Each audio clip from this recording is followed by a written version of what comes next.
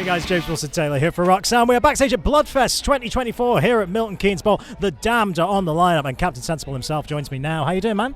Yeah, not too bad. It's blooming hot. I tell you what, mate, it's incredibly hot for someone with a ginger complexion. Tell me about it. But exciting to be here, I would imagine. Really interesting festival. Obviously, first time it's been done. You're in what's been dubbed the Legend slot today, which has got to be quite a nice position to be in too. How are you feeling about kind of playing in this crowd here? We're the legends.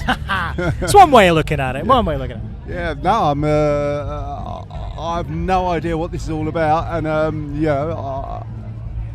I've never seen the Yungblud guy, so looking forward to it. Well, I think that's actually kind of an exciting thing in a way, because you're going to play to a very different crowd from what you normally play to, I expect, but also a chance to make some really new young fans, because you've got to know about Yungblud is he takes inspiration for the bands you're here in a big way, so it's got to be really nice. Like, this is an interesting opportunity to just hopefully make some new fans of the Damned out there today, I would imagine. Yeah, it'd be nice to rejuvenate the audience. But no, I mean, it's. I'm sure there's something we do that his fans will like. You know, it's kind of noisy, and we still kick a veritable amount of butt. You do indeed. I think that is very, very fair to say. We should say as well, I mean, not your first time at Milton Keynes Bowl, right, the Damned? I mean, my God, like, we're going back a fair few years now, but I think 88 I looked up, I think the Damned were here for an event and all this kind of stuff. It's a historic venue, obviously, in rock history here in the UK. It's got to be nice whenever you get the kind of call up to go to this place in particular, I would imagine. Yeah, last time we played here, the Ramones were on the bill, and Joey jumped up and did a song with us. Beat on the Brat? Oh. Yeah, I think so. Yeah, which was like, fantastic for us, because the Ramones showed the class of 76, 77 in London that it could be done. You know, we thought we were just playing to kind of small audiences for ourselves, basically, and like sort of the. When the Pistols played, that you get members of the Clash and the Damned and Susie and the Banshees there, but not a lot more, Right. And the Ramones had an album deal. I mean, I thought, crikey, maybe we'll get one as well, because opening the doors. It was so punk rock in London. It was so kind of swimming against the tide.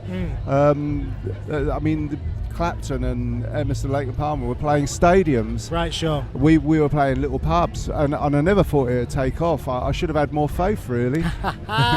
It all came through in the end, man. Still here all these later. It all came through. And I've got to say as well, you got the headline tour obviously coming up later in this year, which is very, very exciting. Tell us about that, because album last year as well, so I guess you're kind of at this point now where you can move some of those new songs, dribble them into the set there a little bit alongside the classics. Like, how have you found actually putting some of those newer songs out on stage? What kind of reaction are you getting? Is anything surprising you about those new album reactions? Yeah, well, occasionally we do the whole of the new album, so we're quite we do our own thing, but the strange thing about the Damned is we're like 3 or 4 bands, in one, really. I mean, we could do a goth set or a punk set. True. Or a kind of a garage psych set, or we could do a loud, nasty set. I mean, we do tailor it really for each audience, kind of thing. But yeah, occasionally we play a goth festival, and we bung all the dark tunes in. Yeah.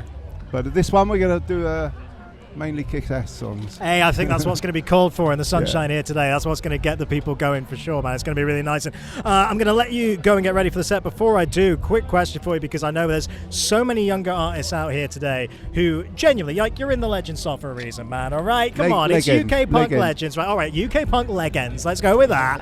But a lot of artists I know out there who have genuinely been inspired by that movement, inspired by the time you came up. Any advice you would actually have for people starting out in rock bands now, people wanting to pick up a guitar for the first time, anything like that? What would you say to them? Like, any kind of words of wisdom you may have picked up on the way? Right. Well, the days of tape are gone, but the magic thing was before the digital recording thing.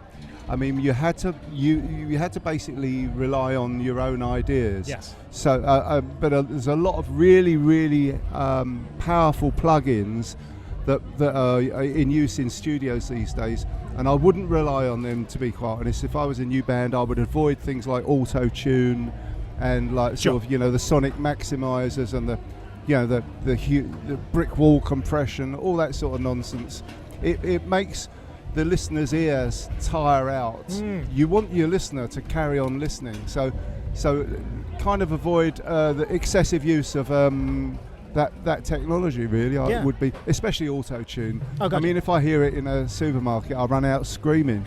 I think this is it. If you master the basics, well, it is on everything, that's true. But if you master the basics and you know exactly how to play, exactly how to record, just in those old school ways, then it's going to set you up no matter what you do once you add the technology, right?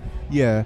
It's all about, you know, thinking for yourself and not copying anyone, and like sort of doing crazy stuff. Because that's the fun of it, the experimenting. I always like to see new bands like doing something a bit different. Yeah, very cool. Any new bands you're particularly excited about, by the way? Anyone out there? There was a band in Los Angeles called WAND, WAND, and they're very psychedelic. I like them. Yeah, very good. Shouting out the new talent, I love that. Dude, I'm gonna let you go get ready for the set. Real pleasure to chat to you. Honestly, looking forward to watching you guys later. All right, good to see you. Nice one. Nice to see you. Captain Sensible, everybody.